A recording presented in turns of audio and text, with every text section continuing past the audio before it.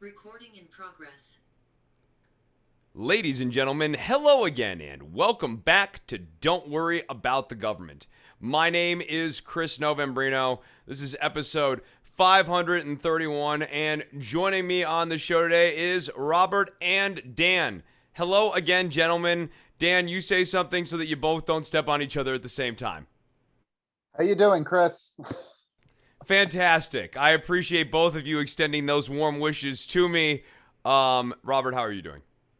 I'm good, Chris. Thanks for having me on. Oh, yeah, no. Glad to have you guys back on the show again. Bruce Carlson, a fan of both y'all's work on the show here.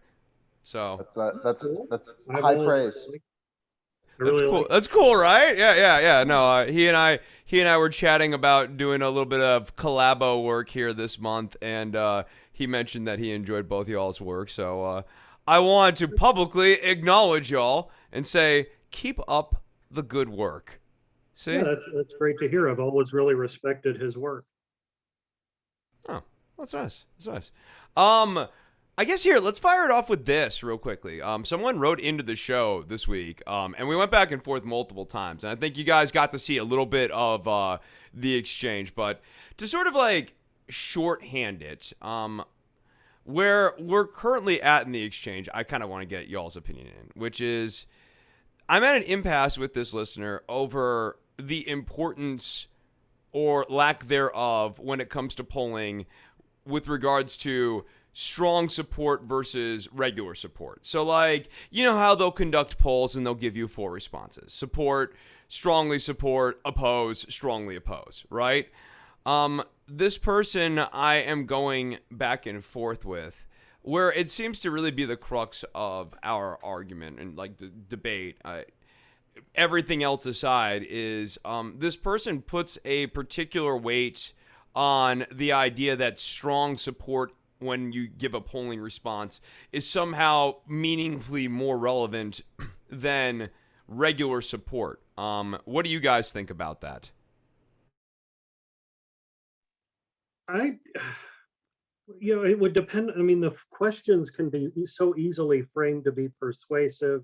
The people who are likely to take the time to respond to a survey are probably more likely to strongly have opinions than people who are more in the middle. Like there's a lot there, and I don't have a strong opinion about it. Yeah. Oh, go ahead, Dan. They're, they can be a little bit of a they can be a little bit of a blunt instrument, but I mean, for they most of these surveys usually have uh, a n- a no opinion or a neutral standing, and so I mean, for somebody to put themselves on one side or the other of a line is meaningful. A lot of people don't like to think of themselves as extremists, so like a lot of times they may temper how strongly they feel about something to fall like to not seem like they're like a crazy outlier. But I mean, making the decision to fall down on one side or the other of a line is still meaningful. Yeah.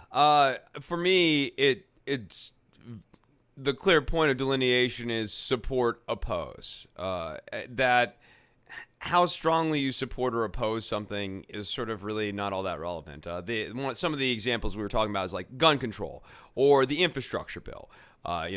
Percentage of Democrats who strongly support it versus just plainly support it.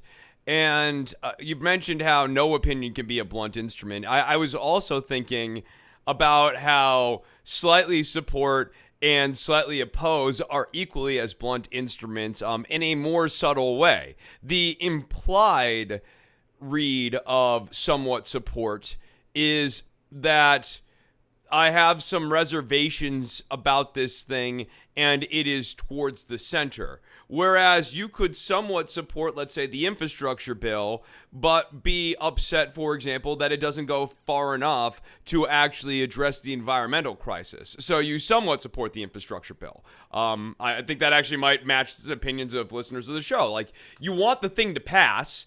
It's not the bee's knees. It's not the greatest thing you've ever heard of or could have conceived of when you were thinking of the infrastructure bill.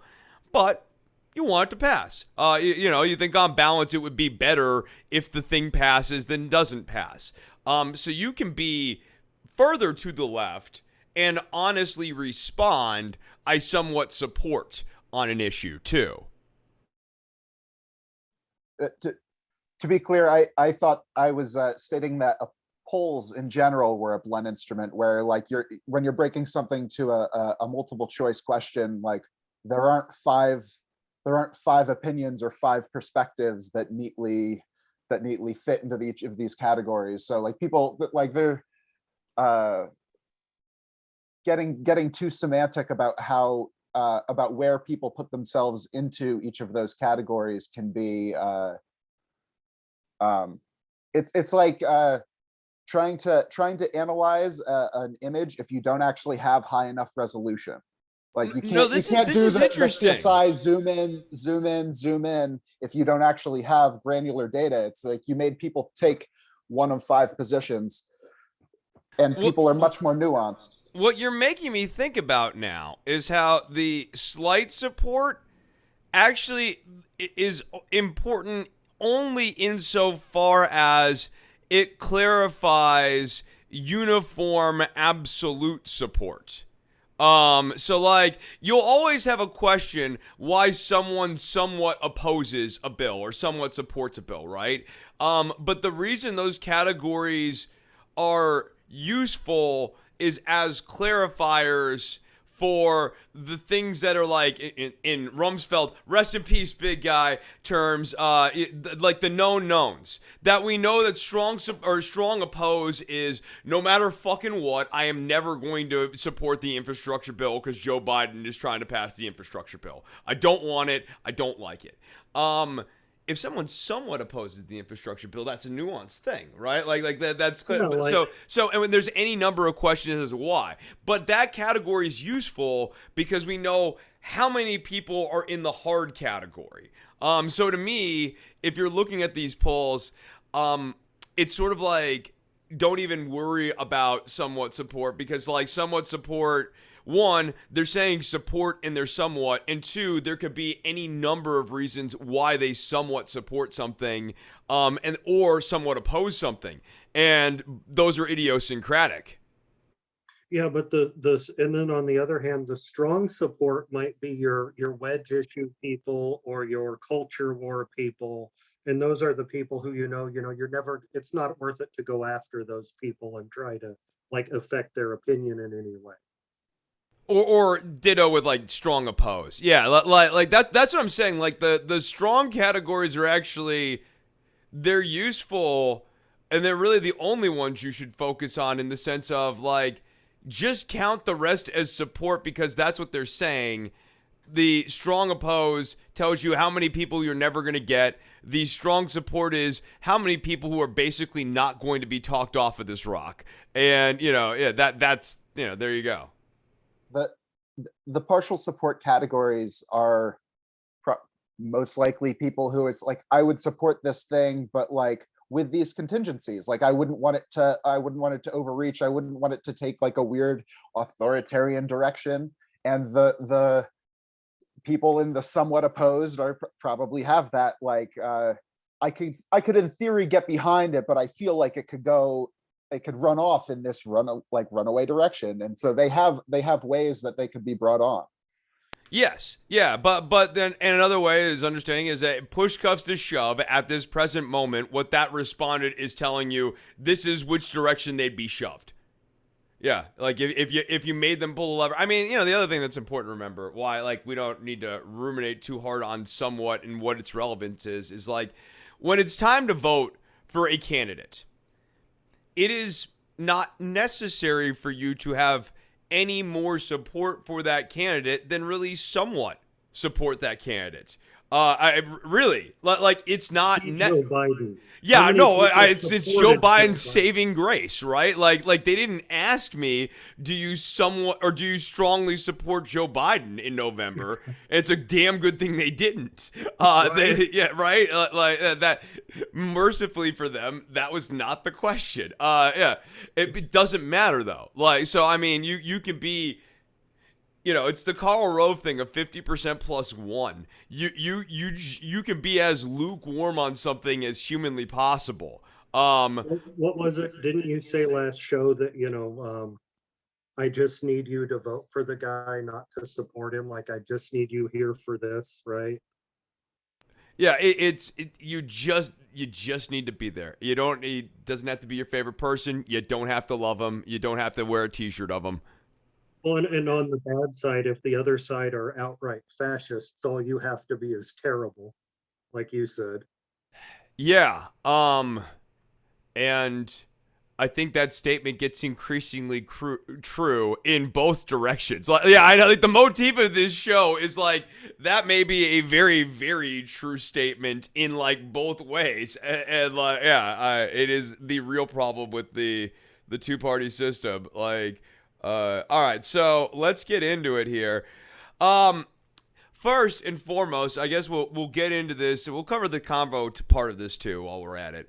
Biden administration, after much Sturm and Drang, that's fancy pants talk for much commotion and hubbub, the Biden administration extended the freeze on the federal student loan payments program through January of 2022, which would make a full 1 year extension now on student loan payments. Pandemic relief, which suspends monthly loan payments and interest for 42 million Americans, have been set to expire at the end of September.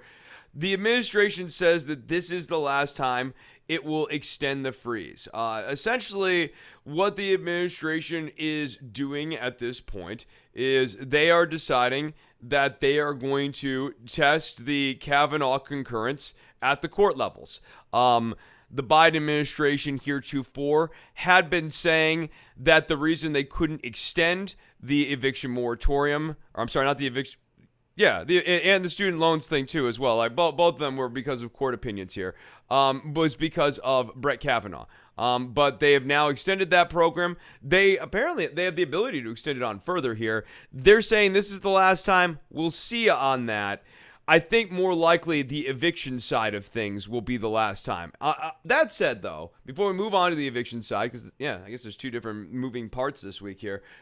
The student loans thing, in my opinion, is getting as close to as good as you could possibly have hoped for from Joe Biden. Like, I am legitimately surprised that he suspended all student loan payments for an entire calendar year. Yeah, yeah, but at the other time, I mean, this was not the time for the bare minimum. This was the time for like coming in with sweeping reforms like New Deal type stuff.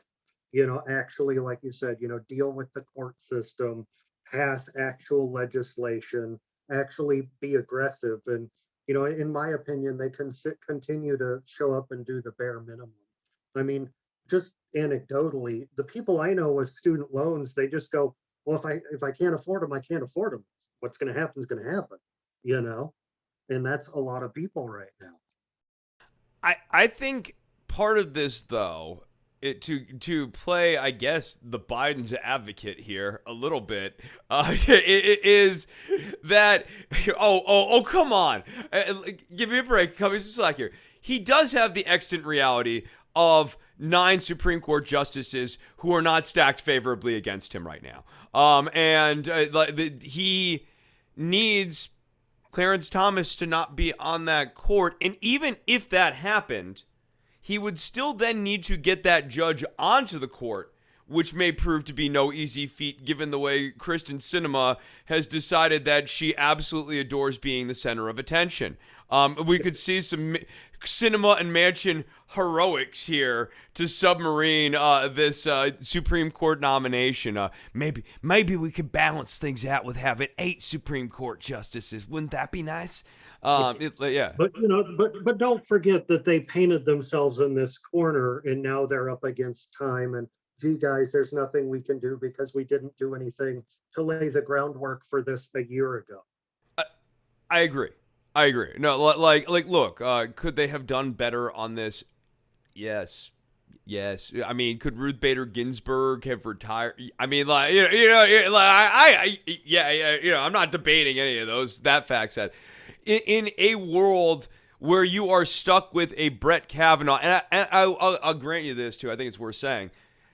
I am very frustrated at the idea that Brett Kavanaugh and his jurisprudence is getting taken seriously, because like the whole fact that we're like working around Kavanaugh opinions and stuff legitimizes this man who fundamentally is not a legitimate fellow.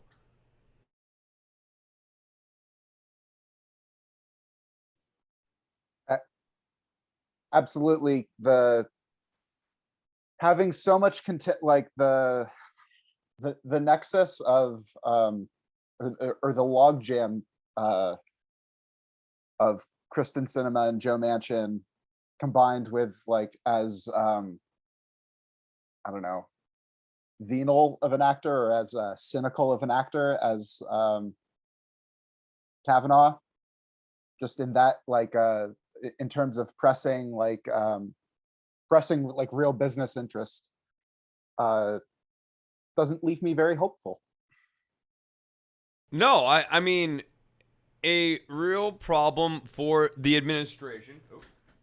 A real problem for the administration going forward here is going to be that they need to come up with policies and executive actions that can withstand a conservative court challenge.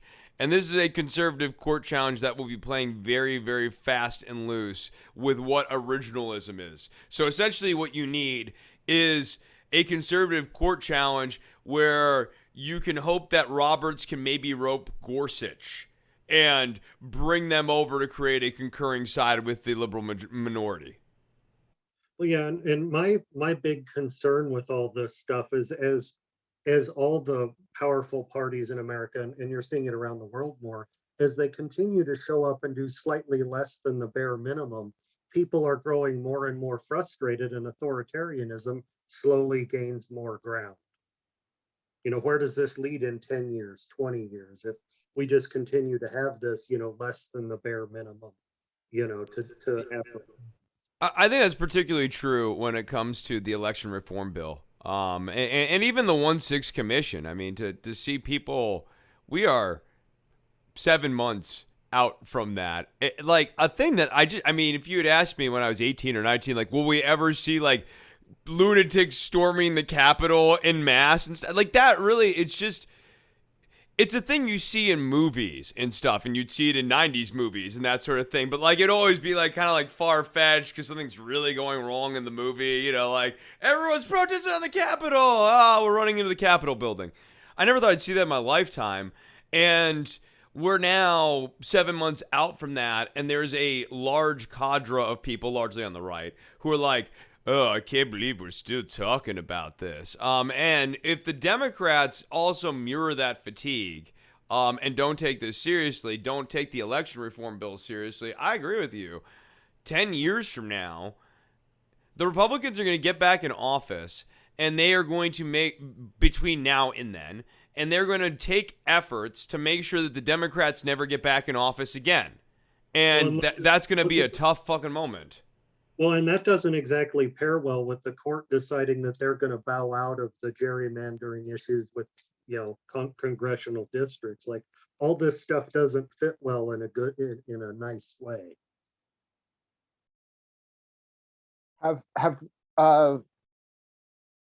Has this break on the student loan repayment and the interest, has it been subsidized? Like, is the government making the lender whole? Well, these are federal loans, so the government is the lender. Oh, true. Yeah. So I mean, I guess the answer is yes. Is that they print the money? I'm sure Betsy DeVos is getting a check out of all this somehow. I was trying to lead towards like it doesn't, are we, is this break for these COVID payments like leading to a massive hemorrhage of cash? Because otherwise, like what would be the harm of continuing it or continuing it for broader parts of the population? Like what the actual costs are, like to make this not just a bare minimum and actually something of a win. I Well, have like- a really, really cynical like answer that popped into my head. That's why I was making all these weird faces. The answer is you could fight inflation by removing disposable cash income from people so that they only have enough money to make their rent and thusly cannot go out and party it up by buying things like Clorox bleach and other grocery items. Well, and if you let people skip out on their student loans for long enough, they might realize that we don't actually need to impoverish people who want an education.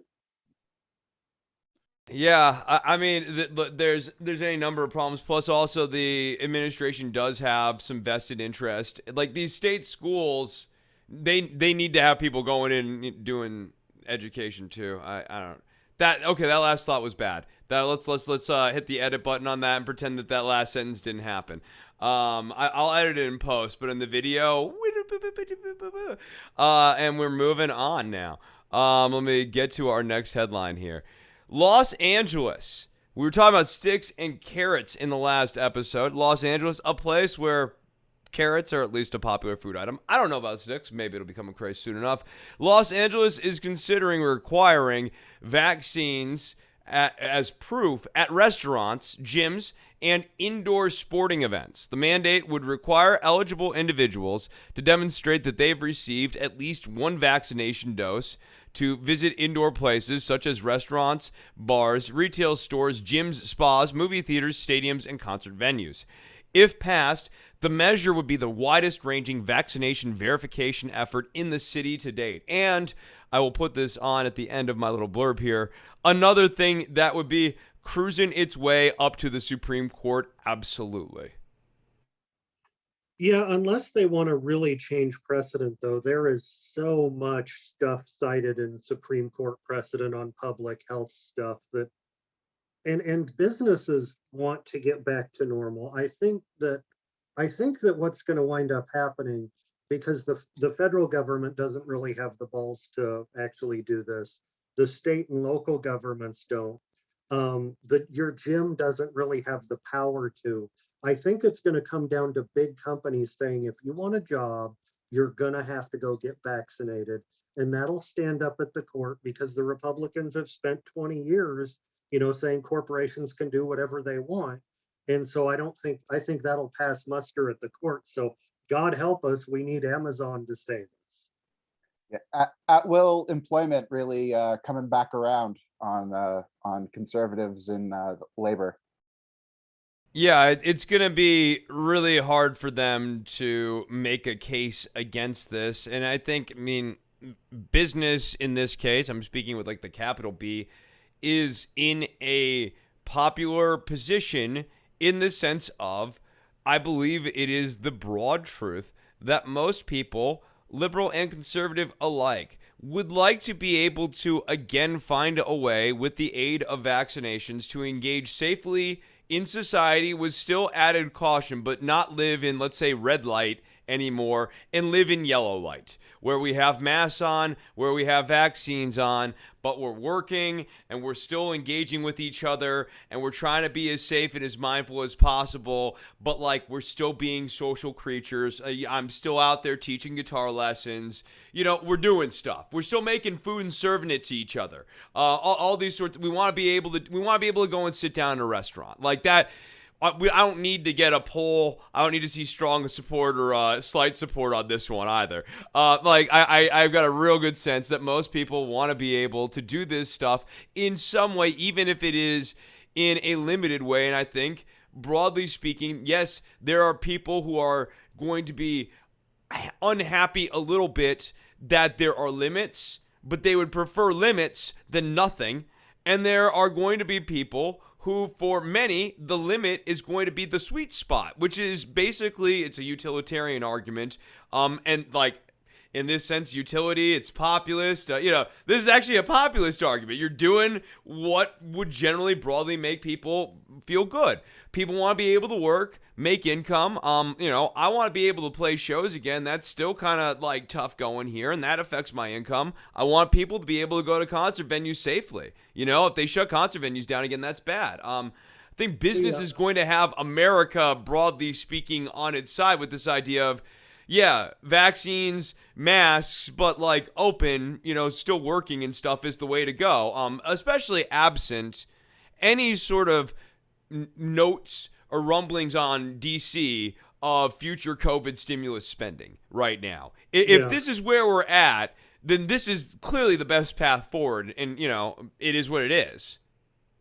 Well, yeah, Sanders couldn't turn this into a discussion about Medicare for all. I still don't understand how. The Democrats don't have any sort of answer. I think it's just going to come down to big corporations saying, you're going to get vaccinated. Finance is going to fall in line behind it. I don't think, like the next story, Biden saying that they're going to withhold federal funds. Does anybody believe that he has the stones to do that? Because I don't. It's weird. It's that mechanism, like that particular stick of like trying to withhold Medicare cash from nursing homes. Like, I don't necessarily love the idea of like sanctioning our old people. Though, I mean, I want them to I want them to vaccinate their workers. I want them to require their workers to be vaccinated. But I like it's such a blunt instrument. It's so like non-targeted. Like, it's literally like sanctions on like that particular route. Like, withholding Medicare cash to nursing homes is like just galaxy brain. What makes my brain hurt is I still think, as I weave through the moral maze there, that it's actually right or better than the alternative of leaving the elderly to the tender mercies of the Delta variant. Yeah, right. Like, would it be better to give Grandma less cash than she needs, or kill her? Yeah, no, I'm not saying either is good, mind you, but in this scenario, it's not like they're giving the facility that provides grandma services less cash. So it's grandma's not going to get less cash. It's going to be like you're going to have these institutions that don't necessarily want to comply cutting more corners. It doesn't seem like a win. You're absolutely right, Dan. But at this point, a year and a half into the pandemic, with where we are, it's not a choice between a good thing and a bad thing. Global food production is starting to be hurt. And once that starts to bite in, they're going to be done playing around. That's the real problem. And then the other issue is I really don't know. I know we're frustrated with Biden. I know that he's weak. I've made it clear my lack of I'm not enamored with Sanders or Warren's level of fight, especially after Warren said fight so many damn times last year or the year prior. Not exactly enamored with that, but I have a really hard time imagining anyone, like our preferred Democrat, getting a guy like DeSantis, who is hell-bent on running Florida like a circus. Like, what is the tool to bring that dog to heel? I don't know. I really don't. Well, no, that's why I'm so upset that they didn't like have a bold reform agenda. The response to DeSantis was getting things done, and they don't have any interest in that. Okay, off the top of my head here, federal building audit. I would at least like quietly go, hey, remember that giant building collapse that happened? Yeah. Army Corps of Engineers swarming all over Florida.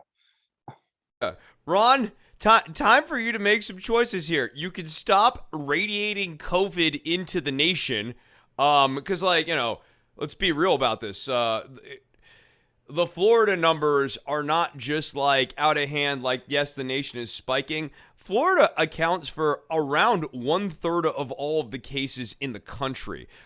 There are twice as many cases in Florida right now as there are in the state of Texas. And I think that's also true with California too. These are more populous states.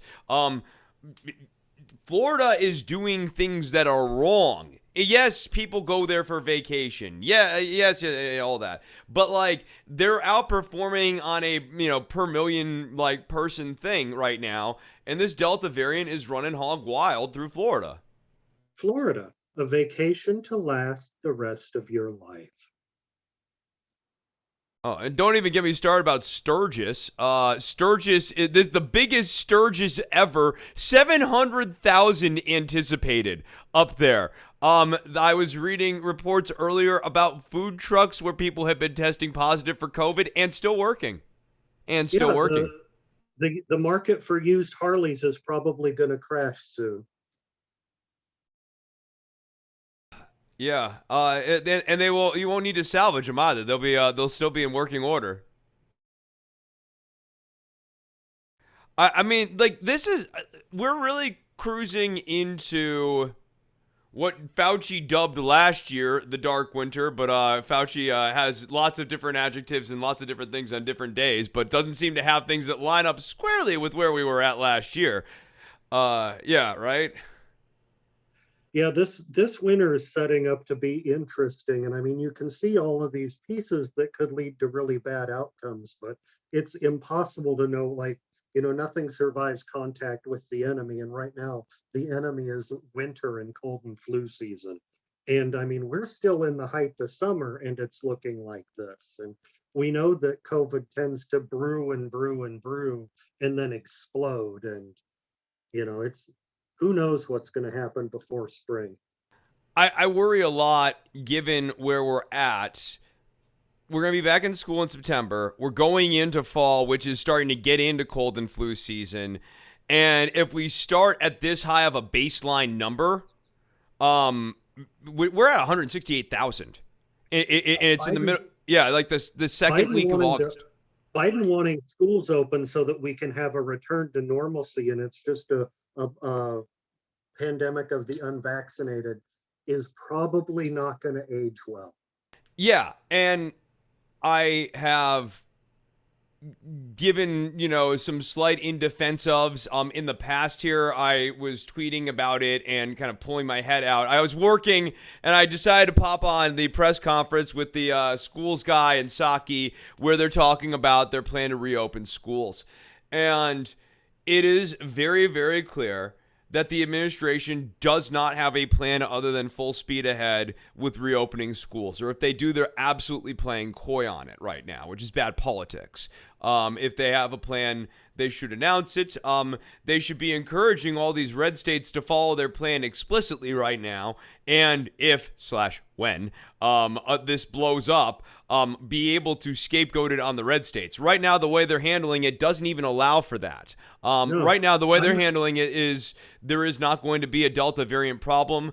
They got asked point blank, is there a number that you are looking at where you might consider in school learning to be a bad idea? They couldn't come up with a number. If they have one, they're hiding it from the public. That's not better. That's worse. No. Yeah. In No, my state- this is a real disaster brewing for them. Yeah, in my state, the Democratic governor has just abdicated her responsibility and has just pushed that decision to the counties, which does no one any good because I mean counties are even smaller than states. California here, uh, with Gavin Newsom embroiled in the recall campaign, has done the same thing and kicked it down. Which California, I mean, Oregon, similar situation where you have populous cities and then very rural counties, and you have disparate numbers. But I mean, it's everywhere up here, and like leaving it to rural health, leaving it to Republican health directors is going to get people killed. It's going to get school children killed. Yeah, I think we're really cruising to a crisis here. And I know some of the numbers with kids are positive, but like last year, when they had schools going, it was with so many asterisks, right? Like a lot of them we had teachers on last year, right? We have Doug and Brian on. That was a great episode. I thought that like to actually like, and that had nothing to do with me. It had to do with those guys being really great and actually offering really meaningful firsthand perspective. I'm really glad they're part of the show too. They've done a nice job as well this year. Like they sort of outlined how, like Doug was talking about how only a third of his class would be in the classroom on any given day and the rest would be remote. I mean, That's not how it's going to be. It's going to be full in person. That is full kids passing in the hallways and that sort of thing. And all of their parents aren't in lockdown anymore. The society around them, it's not even, I mean, it's not even just about like the conditions within the building and things spreading there. It's like the society at large. Like Wait, you're saying these kids don't drive themselves to school every day in their automobiles? Yeah. Well, yeah, and how many, like in these small towns that, the Delta variant is going to spread more easily. You have lower vaccination rates. You have, hospitals that are already full.